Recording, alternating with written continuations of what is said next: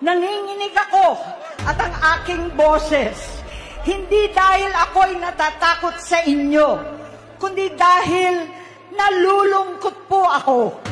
Narito po ako dahil sa tawag ng Iglesia ni Cristo para sa transparency, accountability at hustisya.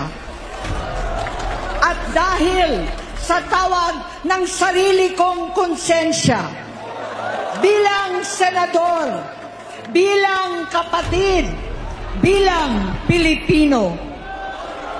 Bata pa lamang kami ni Bongbong. Alam na ng buong pamilya ang problema sa kanya. Batid ko na nagda-drug siya. Seryoso ito.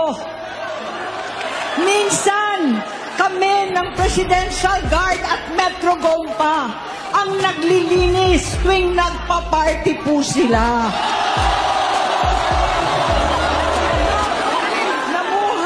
Kaming magkakapatid sa ibang bansa, kami-kami lang.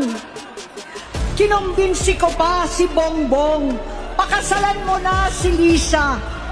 Naisip ko noon, kapag nag-asawa siya, malalagay na sa tahimik at magkakaroon ng direksyon.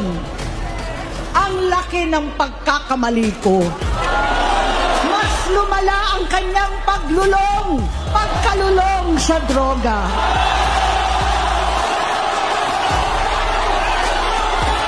Dahil parehas pala silang mag-asawa.